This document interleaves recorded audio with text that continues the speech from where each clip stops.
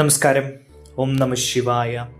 കേരളത്തിലെ മിക്ക ക്ഷേത്രങ്ങളുടെയും മൂലബിംബ പ്രതിഷ്ഠയ്ക്ക് മുകളിലോ അല്ലെങ്കിൽ ഗോപുരത്തിനു മുകളിലോ വ്യാളിമുഖ പ്രതിഷ്ഠ സ്ഥാപിച്ചിരിക്കുന്നത് നമുക്ക് കാണാം. ക്ഷേത്രങ്ങളുടെ മുകളിൽ ശിവകിരീടമണിഞ്ഞ് നാക്ക് പുറത്തേക്ക് തള്ളി കൈകൾ രണ്ടും താഴോട്ട് നീട്ടിപ്പിടിച്ച് ഉടലില്ലാതെ കാണപ്പെടുന്ന ഒരു രൂപമാണ് വ്യാളിമുഖം. ക്ഷേത്രങ്ങളിലേക്ക് എത്തുന്നവരുടെ ശ്രദ്ധ കൂടുതലും വ്യാളിമുഖ പ്രതിഷ്ഠയിലേക്കും എത്താറുണ്ട്. എന്തിനാണ് ഇത്തരത്തിൽ വ്യാളിമുഖ പ്രതിഷ്ഠ ക്ഷേത്രങ്ങളിൽ ഉള്ളത് എന്ന് മിക്കവർക്കും അറിവുണ്ടാകില്ല. ക്ഷേത്രത്തിന്റെ അല്ലെങ്കിൽ പ്രധാന വിഗ്രഹത്തിന്റെ ദൃഷ്ടിദോഷം മാറുന്നതിനാണ് വ്യാളിമുഖ പ്രതിഷ്ഠ സ്ഥാപിച്ചിരിക്കുന്നത് എന്ന് ചിലർ പറയാറുണ്ട്. എന്നാൽ ഇതിനെക്കുറിച്ച് വ്യക്തമായ അറിവുള്ളവർ കുറവാണ്.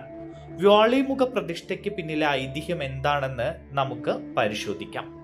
സന്താനങ്ങളില്ലാത്ത പ്രകൃതി ദേവി കഠിന തപസ്സനുഷ്ഠിച്ച് ശിവഭഗവാനെ പ്രത്യക്ഷപ്പെടുത്തി. തനിക്ക് ഉത്തമനായ ഒരു ആൺകുട്ടി പുത്രനായി ജനിക്കണമെന്ന് പ്രകൃതി ദേവി ഭഗവാനോട് ആവശ്യപ്പെട്ടു. ദേവിക്ക് ശിവഭഗവാൻ വരം കൊടുത്തു. എന്നാൽ അങ്ങനെ ഒരു പുത്രൻ ഭൂമിയിൽ പിറന്നാൽ അത് തങ്ങൾക്ക് സഹിക്കാനാകില്ല എന്ന് ദേവപത്നിമാർ ആശങ്കപ്പെട്ടു.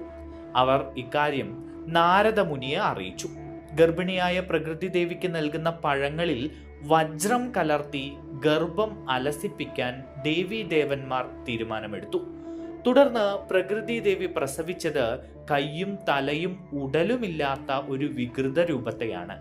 വ്യാളിമുഖം പിറന്നു വീണപ്പോൾ കിം എന്ന ശബ്ദമുണ്ടായി എന്നാണ് പറയപ്പെടുന്നത്. സംസ്കൃത ഭാഷയിൽ അതിശയം എന്ന നാമം അർത്ഥമാക്കുന്ന കിം ശബ്ദത്തോടെ പിറന്നതിനാലായിരിക്കണം പ്രകൃതി ദേവിയുടെ പുത്രനെ കിം പുരുഷൻ എന്ന് അറിയപ്പെടുന്നത്. ഒരു ഉത്തമ പുത്രനായി കാത്തിരുന്ന പ്രകൃതി ദേവിക്ക് ഇങ്ങനെ ഒരു പുത്രൻ ലഭിച്ചതോടെ ദേവിക്ക് വല്ലാത്ത സങ്കടവും ദേഷ്യവും ഉണ്ടായി. ഇതോടുകൂടി പ്രകൃതി ദേവിയുടെ ശാപമേൽക്കാതിരിക്കാൻ ശിവഭഗവാനും മറ്റ് ദേവീദേവന്മാരും പ്രകൃതി ദേവിയോട് അപേക്ഷിച്ചു.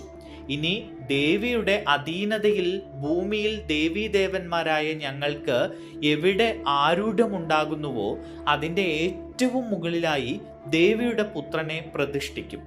വ്യാളിമുഖനെ വണങ്ങിയതിനു ശേഷമേ ക്ഷേത്രത്തിലെ ദൈവങ്ങളെ ഭക്തർ തൊഴുകയുള്ളൂ എന്നും ദേവീദേവന്മാരും മറ്റും പറഞ്ഞു. അങ്ങനെയാണ് ക്ഷേത്രങ്ങളിൽ വ്യാളിമുഖം സ്ഥാപിക്കുന്നത് എന്നാണ് ഐതിഹ്യം.